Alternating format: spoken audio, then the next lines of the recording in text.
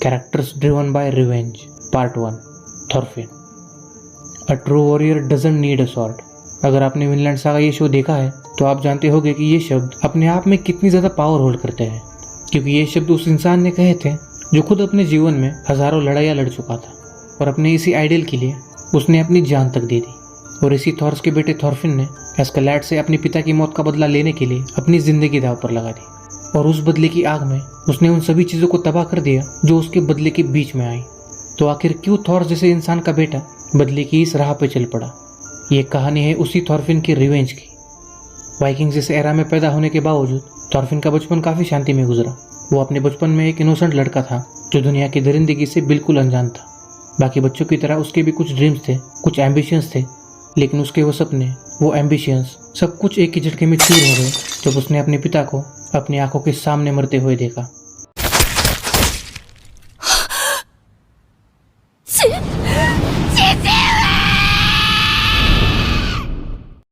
Thorfinn बचपन से ही अपने पिता को काफ़ी ज़्यादा एडमायर करता था, उन्हें अपना हीरो मानता था और उसी हीरो को अपने आंखों के सामने मरते हुए देखकर वो अंदर से टूट गया। वो सदमा इतना ज़्यादा गहरा था कि उसने थॉरफिन को अंदर से झिझोड़ के रख दिया। ये पहली बार था जब थॉरफिन ने अपनी आंखों से दुनिया की दरिंदगी देखी थी और उसने देखा कि लोग अपने मतलब के लिए किस हद तक जा सकते हैं। और उस समय उसने वही किया जो शायद हम में से कोई भी करता। अपने पिता की मौत का बदला लेने के लिए उसने एस्केलैड को मारने का फैसला कर लिया और उसी वक्त से वो बदले की राह पे चलने लगा। बदले की आग में उसका वो आक्रोश देखकर किसी से ना डरने वाले वाइकिंग्स भी कांप उठे। よくも父上を殺したな！お前も殺してやる！絶対に殺してやる！ぶっ殺してやるぞ！殺してやる！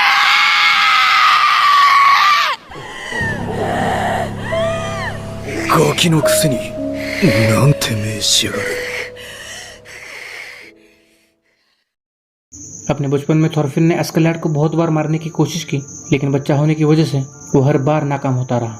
अगर इसी जगह पहले वाला थॉरफिन होता तो शायद कब का हार मान चुका होता, लेकिन इस थॉरफिन की बात ही कुछ अलग थी। इस थॉरफिन के कोई सपने नहीं थे, कोई एम्बिशंस नहीं थे। ये थॉरफिन सिर्फ और सिर्फ अपने पिता की मौत का बदला लेना चाहता था। अपने दोस्तों को करीब रखो, लेकिन अपने दुश्मनों को उससे भी ज़्यादा करीब रखो। एस्केलैड को मारने में नाकाम होने की वजह से थॉरफिन ने एस्केलैड के साथ रहने का फैसला कर लिया, क्योंकि वो जानता था कि अगर वो एस्केलैड के साथ नहीं रहा तो एस्केलैड उससे इतनी दूर निकल जाएगा कि शायद वो फिर उसे कभी ढूंढ भी नहीं पाएगा। बदला लेना तो काफ़ी दूर की बात थी, लेकिन एक ऐसे झुंड के साथ रहना जिनमें कोई नैतिकता नहीं थी, जिनके लिए एक इंसान की जान की कोई कीमत नहीं थी, थॉरफिन के लिए काफ़ी मुश्किल था। अपने आप को जिंदा रखने के लिए उससे जो बन पड़ा उसने वो सब कुछ किया। उसके अंदर एस्केलैड को मारने की चाहत इतनी ज़्यादा थी कि वो उसको मारने के लिए किसी भी हद तक जा सकता था। भले ही एस्केलैड ने उसके पिता को धोखे से मारा था, लेकिन थॉरफिन उसको ईमानदारी से एक सच्चे योद्धा की तरह सबके सामने मारना चाहता था। लेकिन किसी को मारने का सोचना और सच में किसी को मारना, इन दोनों चीज़ों में काफ़ी ज़्यादा फर्क था। एस्केलैड और थॉरफिन जब एक आइलैंड पे थे तब कुछ सोल्जर्स ने उन पर हमला कर दिया और वो थॉरफिन को मारने ही वाले थे, लेकिन तभी एस्केलैड ने आके उसे बचा लिया। और तब थॉरफिन को एक बात समझ में आई कि अगर उसे यहाँ सर्वाइव करना है तो उसे लड़ना होगा। और यह फैसला करने के बाद उसने एक सोल्जर को मौत के घाट उतार दिया।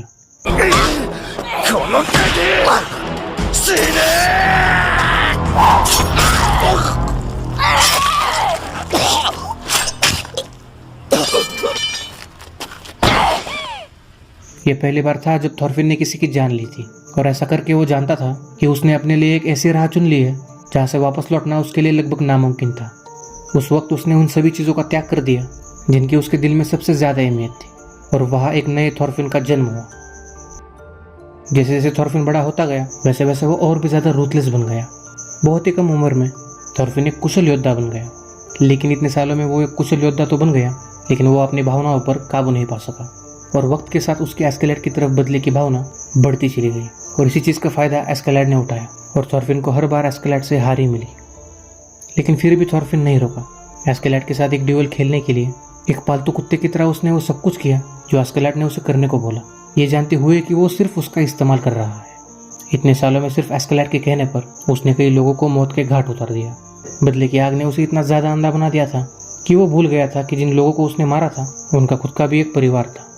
लोगों को मारते मारते वो उन्हीं वाइकिंग्स की तरह बन गया था जिनसे वो कभी सबसे ज़्यादा नफरत करता था।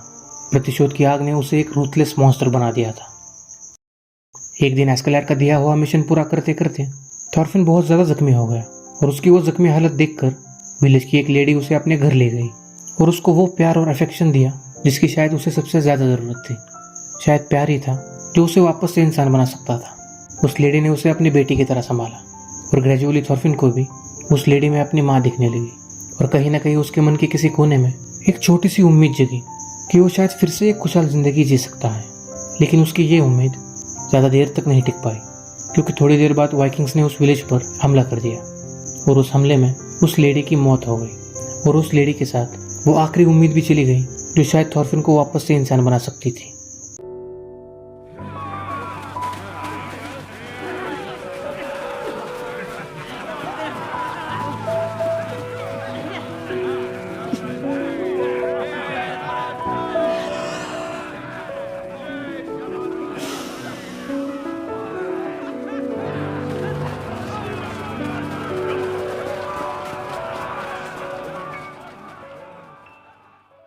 उसके बाद थॉर्फिन और भी ज़्यादा अग्रेसिव हो गया। उसके अंदर जो भी बचे कुछ इमोशंस थे वो सब खत्म हो गए। लोगों की तरफ उसकी सहानुभूति पूरी तरीके से खत्म हो गई और वो अब सिर्फ अपने बदले के लिए जी रहा था।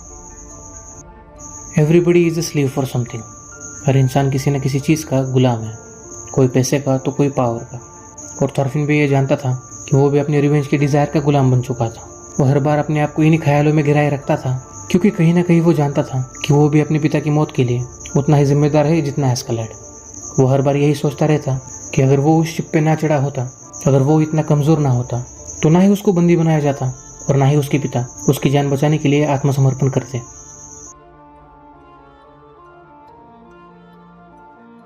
एस्केलैड का शुरुआत से ही थॉर्फिन के लाइफ पर बहुत ज़्यादा इन्फ्लुएंस था। एस्केलैड को मारना यही थॉर्फिन ने अपने जीवन का एक लौता मकसद बना लिया था। बाकी कोई चीज़ उसके लिए मायने नहीं रखती थी और बदले की ये भावना उसका वो ड्राइविंग फोर्स थी जिसकी वजह से उसने अब तक सर्वाइव किया था। उसने अपनी पूरे लाइफ में बदले के अलावा किसी चीज़ के बारे में सोचा तक नहीं था। वो एस्केलैड को अपने हाथों से मारना चाहता था। उसे लगता था कि एक वही है जो एस्केलैड को मारने का हकदार है, लेकिन किस्मत को कुछ और ही मंजूर था। इस शो के आखिरी एपिसोड में प्रिंस कनूट ने एस्केलैड को थॉर्फिन की आंखों के सामने मार दिया। एस्केलैड को अपनी आंखों के सामने मरते हुए देखकर थॉर्फिन अंदर से टूट गया। उसे ये समझ में ही नहीं आ रहा था कि वो रिएक्ट कैसे करे। वो उसके पास जाकर चिल्लाने लगा और उसे बोलने लगा कि वो मर नहीं सकता, उसे मारने का हक सिर्फ उसको है। थॉर्फिन ने अपने पूरे जीवन में सिर्फ एस्केलैड को मारने के बारे में सोचा था। उसने कभी ये सोचा ही नहीं था कि जिस बदले के लिए वो जी रहा है, जिसके लिए उसने इतना कुछ सहा था, वो उसको अंत में जाके मिलेगा ही नहीं। मुझे ये लगता है कि थॉर्फिन एस्केलैड से नफरत करता ही नहीं था, बल्कि वो सबसे ज़्यादा अपने आप से नफरत करता था, क्योंकि उसे लगता था कि उसकी वजह से ही उसके पिता की मौत हुई थी और उसे ये लगता था कि अगर उसने एस्केलैड को मारा तो शायद वो अपने आप को माफ़ कर पाएगा। लेकिन इतने साल एस्केलैड के साथ रहने की वजह से वो कहीं ना कहीं एस्केलैड को एडमायर करने लगा था और वो एस्केलैड ही था जिसने उसके लाइफ को एक पर्पस दिया था। लेकिन थॉर्फिन अपनी बदले की भावना की वजह से उन दोनों के बीच की बॉन्डिंग को कभी समझ ही नहीं पाया और एस्केलैड के मरने की वजह से थॉर्फिन ने अपनी लाइफ का एक लौता पर्पस खो दिया, जिसकी वजह से वो अंदर से खोखला बन चुका था। これから先俺が死んでからその先どう生きるつもりだトルフィン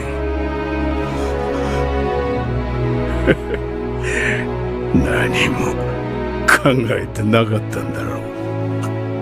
うるさい。いい加減先へ進めよ。いつまでもこんな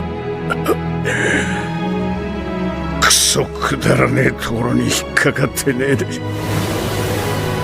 と先トールズの行った世界のその先トールズのこのお前が行けそれがお前の本当の戦いだ本当の戦士になれトールズの子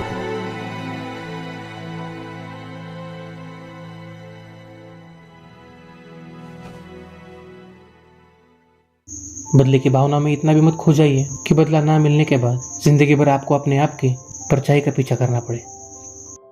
थॉर्फिन ने अपने रिवेंज की फीलिंग को अपने आप को कंज्यूम करने दिया, जिसकी वजह से उसकी वो फीलिंग उसके खुद के लाइफ से बड़ी बन गई। You have no enemies. इन चंद लफ्ज़ों का अर्थ थॉरफिन नहीं समझ सका। अगर वो समझ जाता तो शायद आज वो इस हालत में ना होता।